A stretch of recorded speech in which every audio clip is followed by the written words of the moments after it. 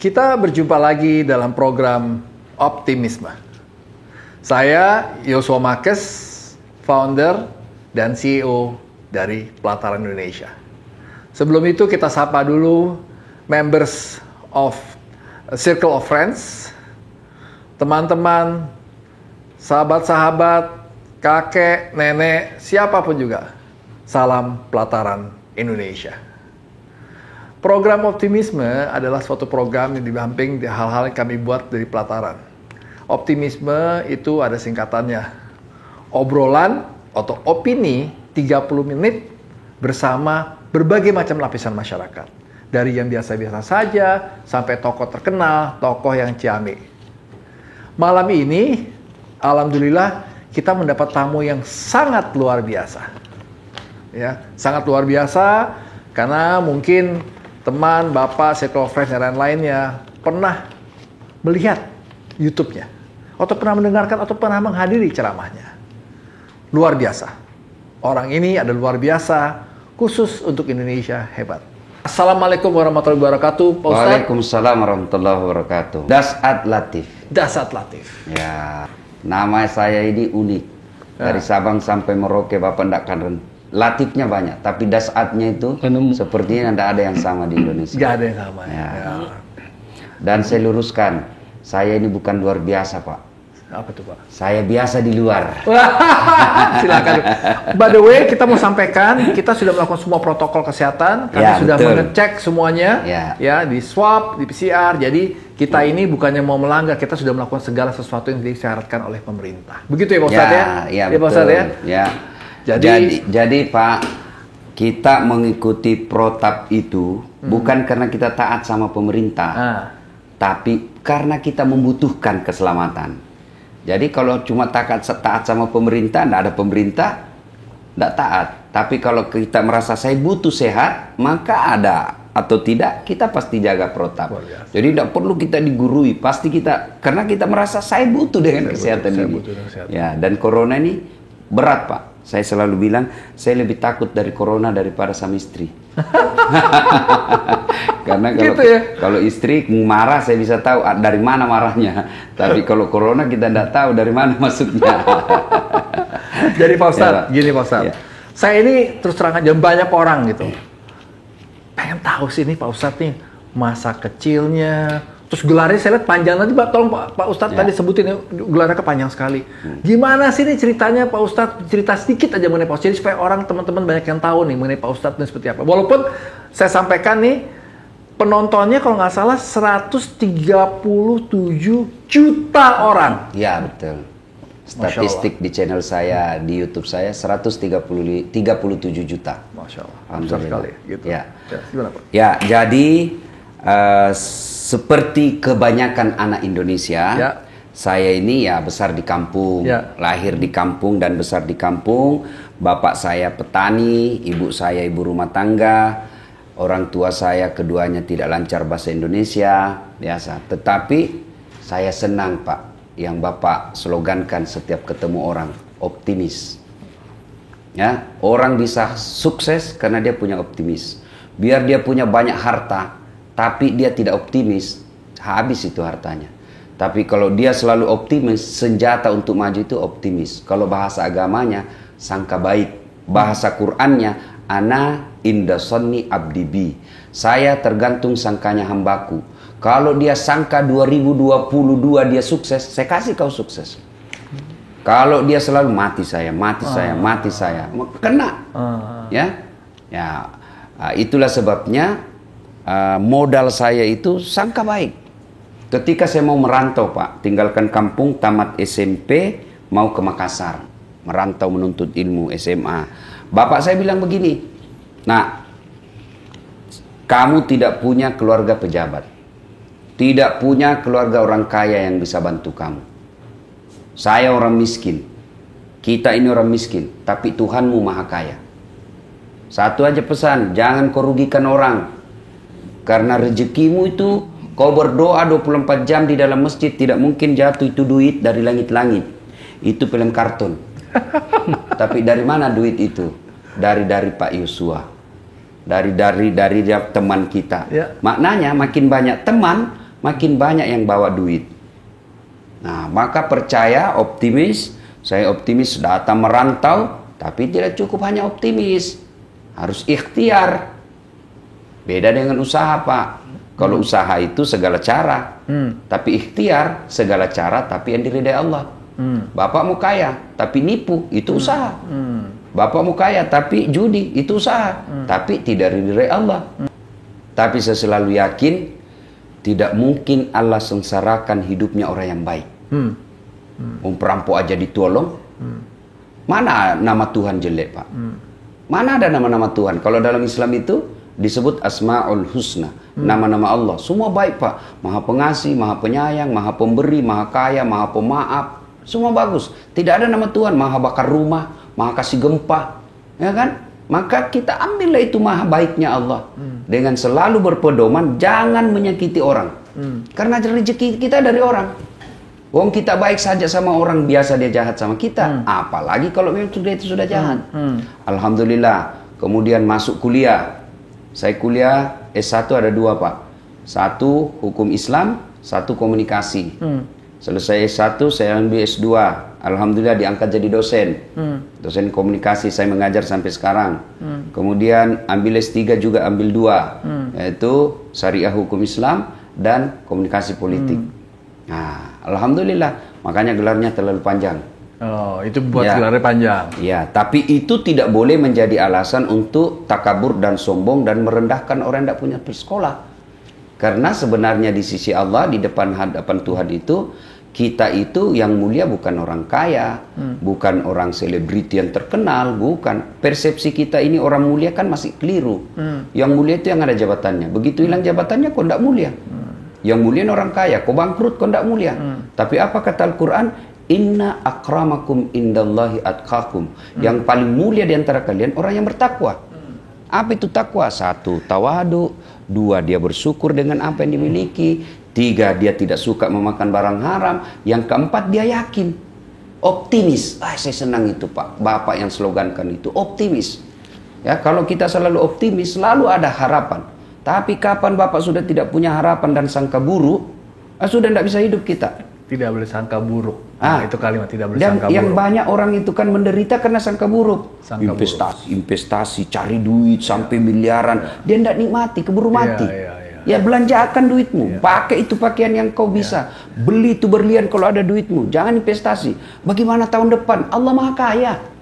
Allah Maha Kaya, nikmati. Kalau sudah saatnya pakai mobil mewah, pakai. Ya memang kita ini dunia untuk dinikmati. Betul. Yang penting syaratnya jangan takabur. Takabur itu apa? Tidak mensyukuri apa prakteknya. Kau menghina orang lain. Bapak punya Mercy, pakai, Pak. Bapak punya berlian paling mahal, pakai. Itu rezeki dari Allah. Yang Allah tidak senang kalau Bapak pakai mahal meremehkan orang miskin. Pakai, jangan sampai investasi. Iya, kalau kita hidup 5 tahun yang akan datang. Ya, jadi optimis saja. 2 tahunnya nikmati deh, pakai. Kau pergi berlibur ke Eropa, ada duitmu, pakai. 2 tahun yang akan datang gimana, Pak? Allah Maha Kaya, 2 tahun yang akan datang lain lagi rezekimu. Gimana anak kita? Anak kita juga punya rezeki. Nah, itu optimis. Jadi Pak Ustadz ya, menarik nih, optimis jangan buruk sangka.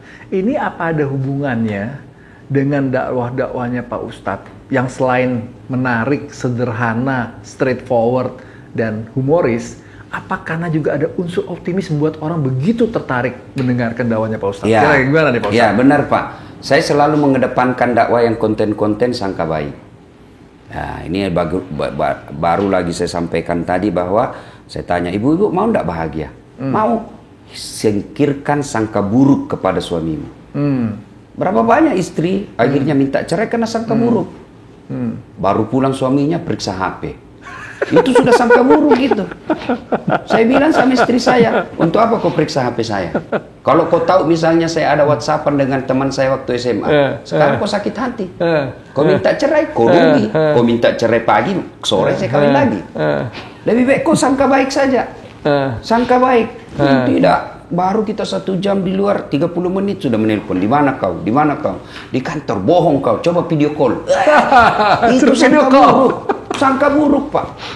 Kalau kita sangka baik, telepon istri, suami tidak dijawab. Oh, suamiku lagi meeting. Telepon lagi tengah hari, berarti lagi banyak kerjaan. Sore telepon lagi, berarti mungkin lagi ibadah. Tiba-tiba masuk WhatsApp, wih, saya lihat suamimu bonceng cewek, cantik betul. Oh, berarti lagi nge-grab. Langsung membaik perasaan. Orang kalau selalu sangka baik, sumber kebahagiaan. Maka ketika saya dakwah, ngajak itu sangka baik, optimis ya. Optimis ya. Jadi sangka buruk itu ya, atau tidak optimis itu kadang-kadang saya melihat kadang-kadang gampang menghakimi atau melabel orang ya. Kadang-kadang, oh dia jalan sama ini, wah dia pasti begini. Itu sangka buruk itu kan? Sangka buruk. Betul. Nah, ini saya kasih contoh Pak ya, namanya sangka buruk.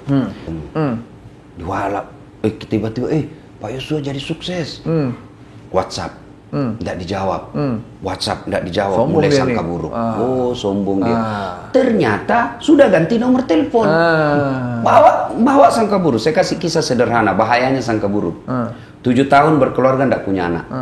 Tiba-tiba di tahun ke-8 dia ke dokter ahli kandungan. Oh, alhamdulillah, periksa. Oh, ibu sudah terlambat 2 bulan. Senanglah dia, ditelepon suaminya. Pak, alhamdulillah saya sudah terlambat 2 bulan. Kata suaminya, alhamdulillah, tapi jangan kau cerita. Nanti tidak jadi malu lagi kita satu kampung. Ini rahasia berdua ya. Setuju Bang, jangan cerita. Selang beberapa hari datang petugas PLN. Ketuk pintu. Assalamualaikum. Waalaikumsalam. Siapa ya Pak? PLN. Kenapa Pak? Ibu terlambat 2 bulan. Sumpah, kenapa dia bisa tahu ini? Kenapa dia bisa tahu? Wah, dia mulai sangka buruk sama suaminya. Pasti ini lagi si gendut ini kan, suaminya gendut. Pasti si gendut lagi. Coba langsung gelari negatif sama suaminya karena sangka buruknya. Datang suaminya capek cari duit baru keluar. Memang kamu gendut, pembohong. Apalagi sayang. Capek kita ini. Apa sayang. Kamu pembohong, apalagi bohong. Kenapa itu PLN? Pasti kau yang tak cerita. Kenapa PLN tahu? Bukan saya, demi Tuhan. Bohong. Dituduh suaminya, marah pula suaminya. Dia pergi ke PLN. Ada apa kau tahu? Istriku terlambat 2 bulan. Dia bilang, ini ada catatannya Pak. Dia bilang, hapus itu. Boleh dihapus Pak, tapi Bapak bayar dulu. Kalau saya tidak mau bayar, ya terpaksa punyanya Bapak diputus. Kalau punya aku diputus, apa dia pakai istri saya di rumah? Terpaksa pakai lilin. Inilah bahayanya sangka buruk Pak. Sangka buruk. Nah ini Pak ya, sangka buruk ini saya lihat juga sangat berbahaya buat masyarakat yang beragam. Karena masyarakat beragam kan berarti kita bicara adanya perbedaan, tidak adanya persamaan. Dan keragaman itu merupakan kekayaan Indonesia. Karunia ilahi, kekayaan Indonesia. Padahal kan Islam itu sangat menghargai keragaman. Perbedaan ya. Gimana nih? Dalam Al-Quran bahkan dikatakan perbedaan adalah rahmah. Perbedaan rahmah itu kasih sayang. Coba saya ilustrasikan Pak. Bapak punya gigi ada 3 tipe. Dia beragam Pak. Di depan gigi seri. Tujuannya apa? Memotong. Masuk ke dalam namanya gigi taring. Tujuannya apa? Merobek. Masuk lagi ke dalam namanya gigi geraham. Tujuannya apa? Menghancurkan yang keras. Coba bayangkan kalau Pak Yosua gigi geraham semua giginya. Gimana Bapak mau motong kacang kedelai? Iya kan Pak? Jadi orang beragam itu karunia Allah. Saya ini mencintai Indonesia Pak, bukan karena saya pernah kursus ketahanan negara, tidak. Saya cinta kepada Republik Indonesia ini karena saya melihat dari Sabang sampai Merauke. Profesi yang saya dalami Pak, dihitung jari yang ada di Indonesia. Banyak pejabat yang kesana kemari Pak, saya akui banyak, tapi belum tentu dia dapat informasi yang akurat. Karena pejabat kalau datang kan ABS. Asal Bapak senang. Tapi kalau saya dakwah dari lorong ke lorong, dari pelosok ke pelosok, masuk ke hutan, keluar lagi hutan, masuk sungai, jalan lagi yang jalan setapak. Semua itu dari situ saya berkata, subhanallah. Pantas ketika leluhur kita mengatakan Indonesia adalah jamrut katulistiwa, yang orang ulama-ulama dulu mengatakan Indonesia adalah baldatun tayyibatun wa rabbul ghafur. Orang-orang Arab mengatakan Indonesia adalah serpihan sorga yang ada di dunia. Bapak ke Arab, ke Arab yang orang katakan sumbernya Islam dari situ. Itu Bapak lihat gunung Pak, tidak pernah hijau, coklat, batu Pak, gunungnya batu. Bapak naik bus dari Madinah ke Mekah, tempat 2 kota kecintaan Rasulullah, jaraknya 500 km. Bapak jalan aja terus. Nengok kanan, padang pasir. Nengok kiri, padang pasir. Di depan, Fata Morgana. Coba Bapak, dari Jakarta ke Bandung. Masya Allah. Kiri kanan hijau. Cuma bijinya ini macet. Di kanan, hamparan sawah. Di kiri, hamparan hutan. Luar biasa, ya? Di depan cewek cantik. Masya Allah. Depan cewek cantik di dalam mobil berarti. Di dalam mobil jalan ditabrak loh. Iya, luar biasa Pak.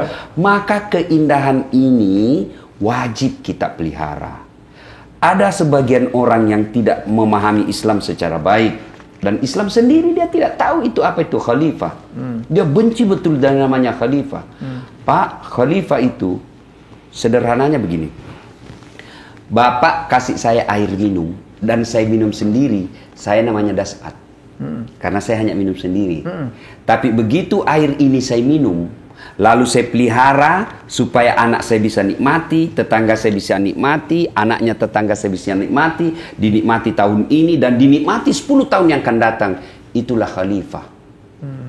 Memelihara sumber daya alam ini supaya bukan saja saya nikmati, tapi dinikmati oleh anak cucu saya. Bukan tahun ini, tapi selama-lamanya sampai hari kiamat. Dan ini negara kita ini luar biasa, Pak. Bapak kan sering ke Eropa. Coba angkat ini negeri Indonesia. Dari Sabang sampai Merauke. Letakkan ke Eropa, benua Eropa. Tertutup semua negara yang ada di Eropa, itu pun masih ada sisanya. Mau bicara apa di Indonesia, Pak? Luar biasa. Nah, ini yang harus kita syukuri. Syukurinya itu bukan cuma kita berkata syukur alhamdulillah. Tidak cukup hanya itu. Gimana praktik syukurnya? Ayo rawat keberagaman. Jangan timbulkan rasisme. Jangan lempar isu-isu agama, perbedaan agama yang bisa-bisa rusuh.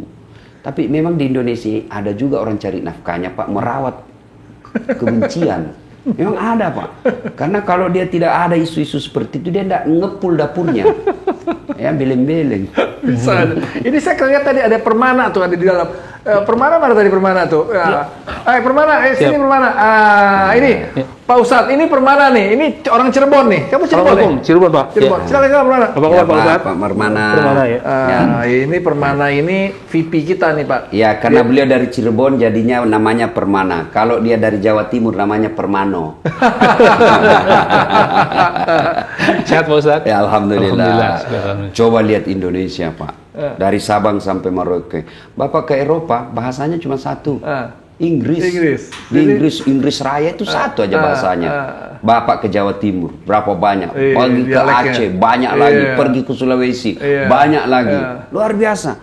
Inilah yang disadari oleh orang-orang yang ingin mencuri sumber daya alam kita, mengambil sumber daya alam kita, bahwa salah satu cara membuat Indonesia gampang dikuasai, lemparkan isu permusuhan. Karena kalau kita bermusuh, ini suku ini benci sama ini, agama ini benci sama ini, etnis ini benci sama ini, sibuk kita dengan merawat kebermusuhan itu, maka lupa mengurus sumber daya alam kita, orang dari luar yang ngurus. Iya, betul. Maka kita ini harus, maka saya senang, Pak, begitu Bapak ngajak saya untuk ceramah ini dan Bapak berikan saya kisi-kisinya, saya langsung responsif. Oh, luar biasa ini, luar biasa. Ini yang harus kita rawat, Pak. Mungkin ini Permana bisa cerita Permana di dalam sama Pak Ustadz nih ya. Dalam pelataran ini kan sebenarnya Indonesia kecilnya. Betul, Pak. Karena di sini kan kita sangat beragam. Mungkin Permana bisa share mengenai keberagaman yang ada di pelataran, ya. Kita bisa lihat bahwa kebetulan CEO dan founder dari pelataran sendiri beragama Nasrani. Sementara saya sendiri sebagai entrepreneur staff beragama Muslim, ya. Meskipun dengan demikian beliau selalu mengajarkan kepada kami semua untuk bisa dapat saling menghargai dan belajar satu sama lain, ya. Tercermin pula di setiap properti pelataran dibangunkan musola-musola dengan baik, diperuntukkan untuk keperluan baik tamu maupun staf kami sendiri. Sementara kalau kita lihat dari spot pelataran yang dimiliki spot yang dimiliki oleh pelataran itu baik dari barat, dari Jakarta, Puncak, sampai ke timur itu beragam sekali. Seperti contohnya di pegunungan di wilayah Tengger, di mana di situ banyak umat berkepercayaan dengan Hindu.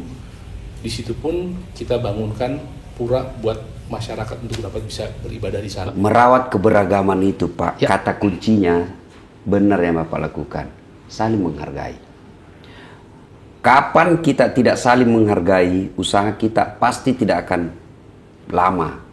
Kan saling menghargai itu, Pak Yosua sebagai owner, menghargai anak buahnya. Kenapa saya hargai Ustadz? Karena Bapak cari nafkahnya dari mereka. Kalau mereka tidak kerja, susah Bapak. Biar punya modal kalau tidak ada yang kerja. Nah, kalian juga anak buah, hargai Pak Permana, hargai Pak Yosua. Dengan cara apa? Yuk kerja deh dengan baik. Berapa banyak orang mau kerja? Kalian yang dipilih untuk bekerja. Ini namanya saling menghargai. Gini loh Ustadz, ini ada beberapa hal nih yang penting nih.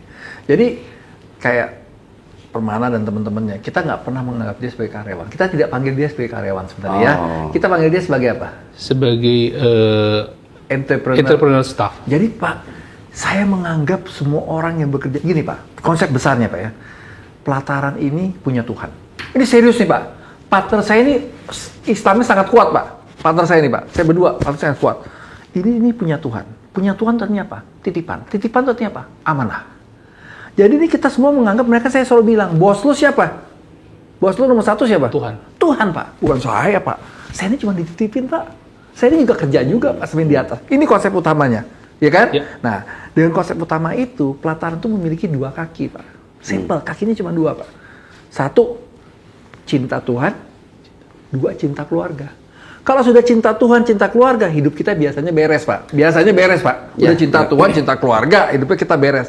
Nah, inilah yang mendasari mereka, dan mereka kalau ditanya, keluarga negaranya apa? Ada 2, Pak. Keluarga negaranya 2, Pak. Apa tuh? Warga negara Indonesia dan warga negara Pelataran. Pelataran Indonesia. Jadi dia mengatakan bahwa saya ini orang Indonesia hebat. Karena tugas saya di sini adalah untuk membangun bangsa Indonesia, Pak. Nah, bagaimana kita bisa membangun? Kalau misalkan di antara kita cari perbedaannya terus, ya nggak selesai-selesai, Pak. Betul. Beda terus cari, Pak. Nggak selesai. Itulah kita, Pak. Perbedaan itu mutlak. Tidak mungkin kita lawan, Pak. Betul. Pasti ada. Betul. Pasti, ya. Betul. Nah, bagaimana menyikapinya adalah perbedaan itu kita harus saling menghargai. Ya, karena tidak bisa juga kita satukan, Pak. Betul. Justru hidup ini enak karena beragam. Betul. Coba bayangkan kalau Bapak tidak beragam. Betul. Nggak, mana enak? Laki semua, Pak. Pelangi enak dilihat karena beragam, ya. Nah, keberagaman ini yang kita rawat. Cara merawatnya itu adalah saling menghargai. Saling menghargai ini muncul kalau tidak ada kesombongan di antara kita. Kata Nabi begini, Pak. Yang memutus persaudaraan itu yang paling potensial adalah sombong. Sombong. Dan kata Nabi lagi, penyebab pencetus sombong itu ada 4. 1, bertambahnya ilmu. Ya, ini biasa sombong karena banyaknya gelarnya. Apa yang kita mau sombongkan dengan ilmu? Kalau Allah marah dikasih pikun, Pak. Mana ada obatnya pikun sekarang, Pak. Yang kedua, penyebab sombong, bertambahnya harta. Seperti yang Bapak yakini tadi, harga yang titipan. Titipan. Nah, untuk supaya tidak sombong dengan harta, filosofinya pakai filosofi tukang parkir. Coba lihat tukang parkir di luar, Pak. Banyak betul mobilnya. Segala macam merek. Tapi begitu datang orang, tidak pernah marah diambil semua mobilnya, Pak. Ambil aja, tidak pernah, mobil saya ini enggak. Kenapa dia tidak marah? Karena dia tahu ini titipan. Apa yang kita mau sombongkan dengan harta? Allah marah, Pak. Oke, mobil kita bagus, rumah kita mewah, duit kita puluhan miliar, tapi Allah marah, dititip satu penyakit dalam diri kita. Akhirnya apa? Dilarang makan nasi. Apa enaknya kalau sudah dilarang makan nasi, Pak? Saya diundang pergi ceramah di rumah. Waduh, saya dikasih roti lah apa, saya bilang, wah ini saya perut bugis bos, tidak cocok, saya carikan saya nasi. Apa yang kita mau sombongkan dengan harta? Yang ketiga kata Nabi, penyebab datangnya kesombongan, yaitu bertambahnya pangkat. Yang tadinya biasa-biasa, Pak Yosua hanya ya bisnis pelataran seperti ini, karena banyak duit akhirnya masuk caleg. Presiden paling tinggi di Indonesia. Sudah berapa orang di istana, bahkan sudah ada yang sudah masuk kubur. Apa yang kita mau sombongkan? Kemudian yang keempat, bertambahnya ibadah. Yang tadinya tidak pernah sholat, tiba-tiba hitam jidatnya. Semua orang dia kafirkan, semua orang dia salahkan. Padahal dia yang tidak baca kitabnya. Kan aneh begitu. Jadi kesombongan inilah yang harus kita kikis. Bagaimana cara mengikis kesombongan itu? Ya, pepatah orang dulu. Di atas langit ada langit. Ya, insya Allah. Dengan kesombongan lenyap, maka kita akan menjadi orang yang tawadu. Tawadu itu bahasa Arab, bahasa agama. Artinya adalah rendah hati, bukan tahu warna duit. Tawadu bahasa diplesetkan, tahu warna duit. Saya bilang sama istriku, enggak usah kau pening kepalamu kalau tidak ada duit. Duit tidak dibawa mati. Dia bilang, betul, duit tidak dibawa mati, tapi kalau tidak ada duit rasanya mau mati.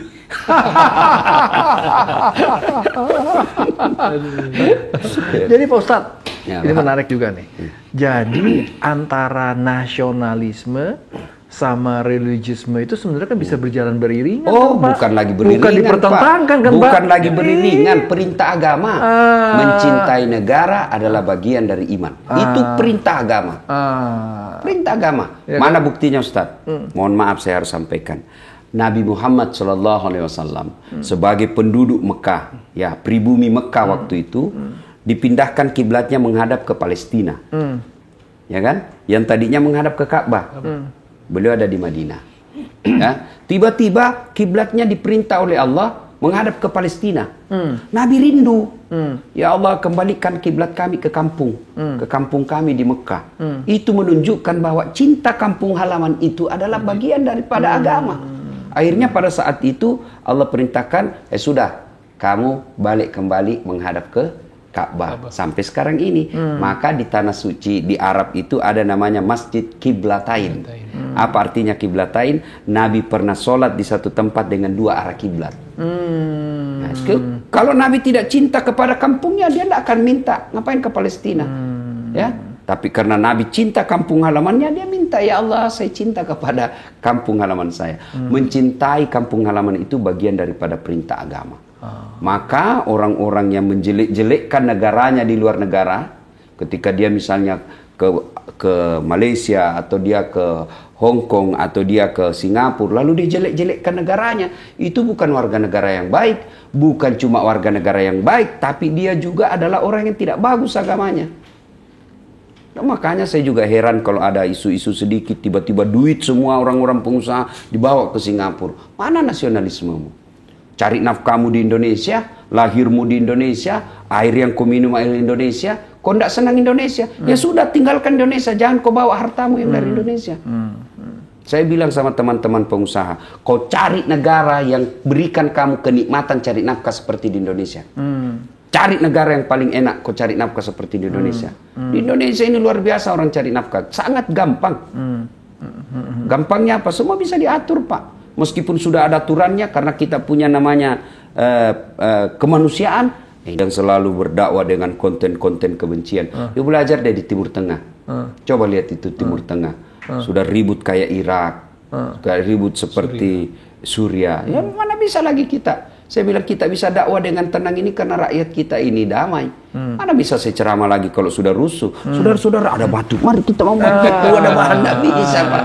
Jadi kita bisa cari nafkah dengan baik, ya berdakwah dengan baik, sekolah dengan baik.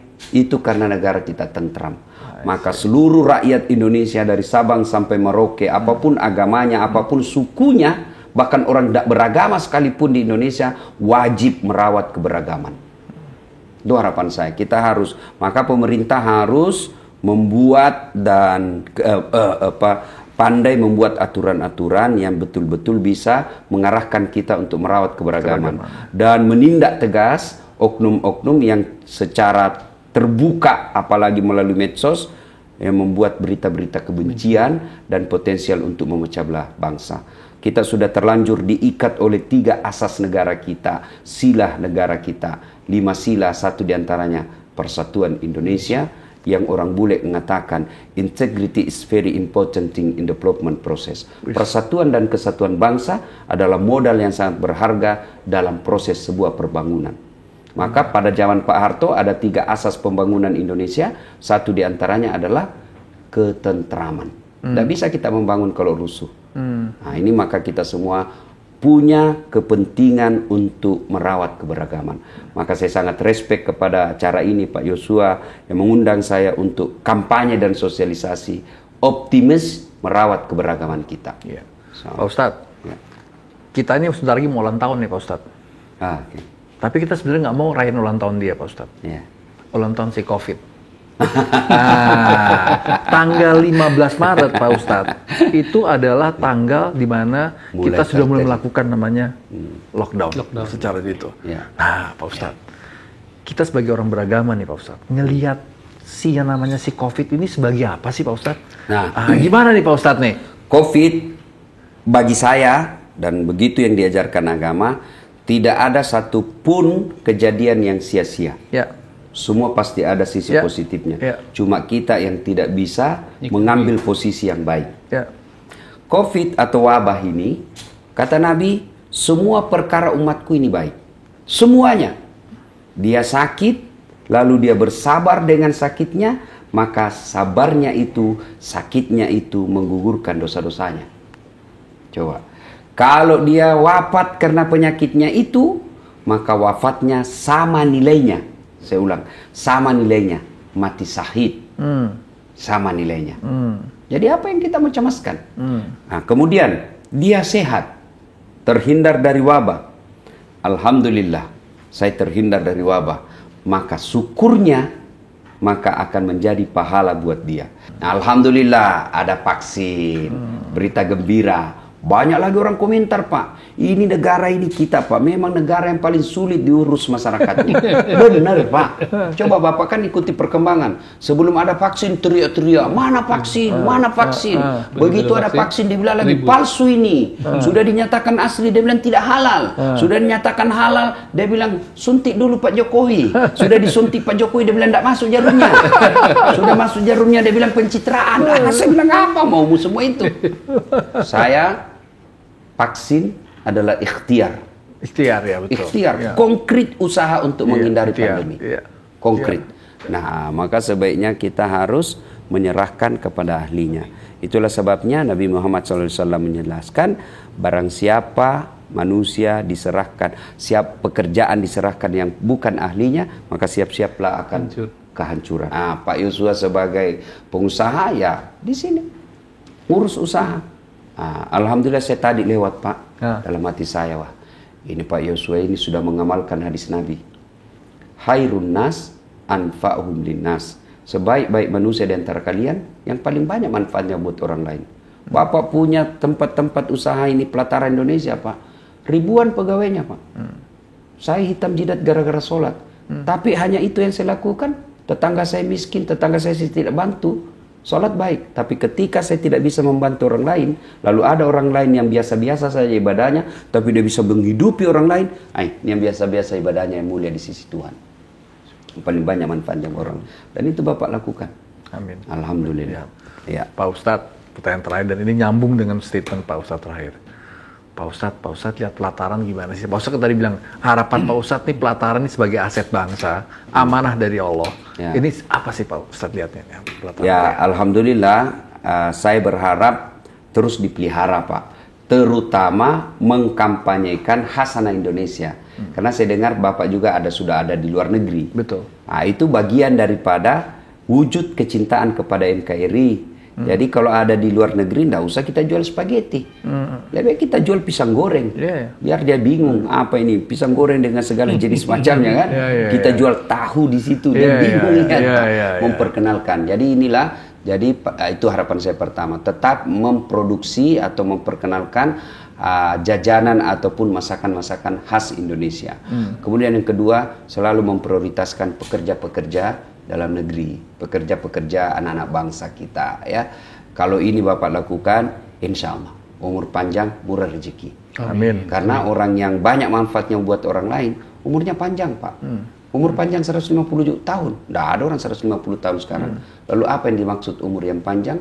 Meskipun dia sudah di alam kubur, tapi orang masih mendoakan dan orang masih menyebutnya. Kita doakan dulu Bapak ini baik dulu waktu hidup ini. Itulah umur yang panjang. Tapi kalau Bapak pelit, jangankan dikubur, masih hidup orang doakan kita sial Pak. Lewat mobilnya, mudah-mudahan tabrakan, pelit betul. Terima kasih sekali Pak Ustadz. Terima kasih. Saya terima kasih sekali Pak Ustadz. Terima kasih sekali. Ya. Jadi saya hari ini kita sangat bermanfaat sekali menerima apa yang disampaikan oleh Pak Ustadz. Ini adalah yang luar biasa, terutama mengenai optimisme Indonesia. Kita terus mencintai Indonesia, Indonesia kita, karena kita harus mewariskan yang terbaik kepada anak cucu kita sebagai bagian dari tanggung jawab kita kepada Tuhan Yang Maha Kuasa dan kepada bangsa dan negara Indonesia. Terima kasih, sampai ketemu lagi di dalam acara yang berikutnya. Silakan, terima kasih Pak. Terima kasih Pak. Terima kasih Pak Ustadz. Terima kasih.